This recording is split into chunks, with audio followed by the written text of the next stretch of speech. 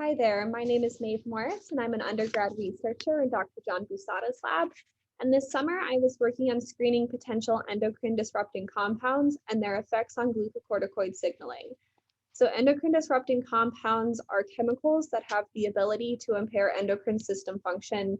They can be found throughout the environment due to the widespread use of pesticides and other man-made chemicals. So you can find these in plastics, metals, and pesticides.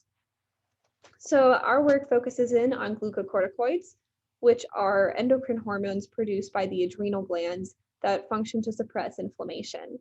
So without proper signaling of glucocorticoids, you can develop inflammatory disease as well as cancer development.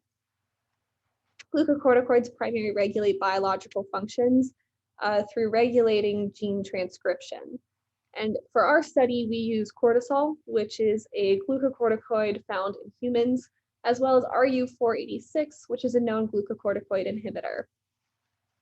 So we began by screening potential endocrine disrupting compounds by doing a glucocorticoid responsive luciferase assay using A549 cells, which is a known human cell cancer cell line. The cells were transfected with glucocorticoid response element, or a GRE plasmid, and then exposed to the selected chemicals for 1 hour before cortisol was added to them for another 18 hours.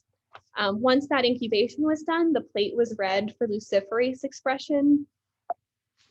And here you can see it was found that acetochlor, DDT, and metolachlor all have glucocorticoid-induced luciferase expression. It's been inhibited by those chemicals. So moving on from there, we decided to focus in on those three chemicals, and we did a glucocorticoid receptor activity. We were looking at that using FKPV5 and PRER1, which are just genes associated with glucocorticoid receptor activity. So we were using A549 cells and exposed them to our different endocrine disrupting compounds for 24 hours.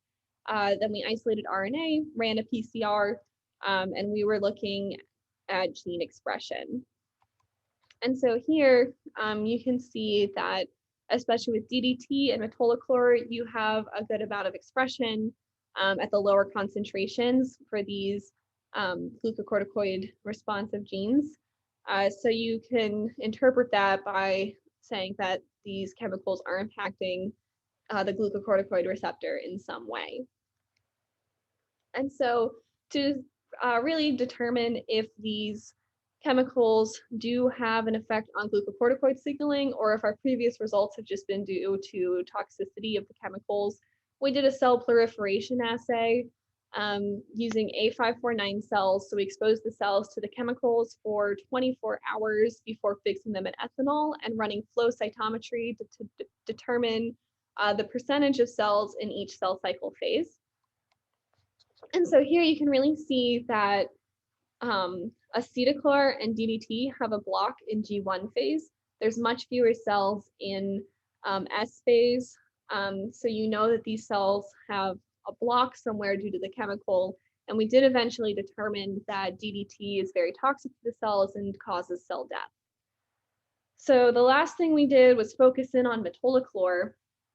And we were looking at a functional assay using primary mouse macrophages to see the effects that metolachlor has on cortisol's ability to suppress inflammation. So the mice were IP injected with thioglycolate, which stimulates macrophage production.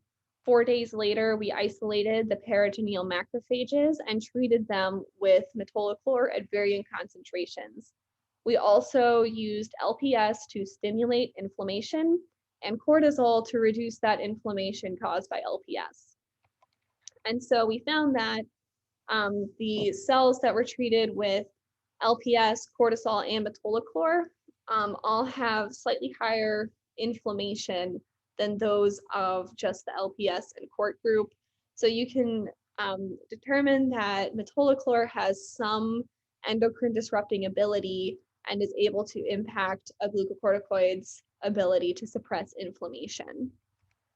So moving on from there, We have a long-term study currently in progress to really understand the effects of metolachlor as an endocrine disruptor.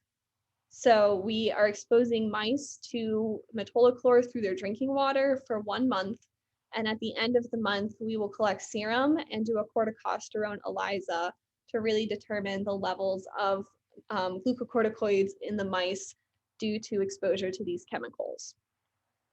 So that is what I accomplished this summer. And if you have any questions, please feel free to put them in the comments and I will get back to them as quickly as I can. Thank you.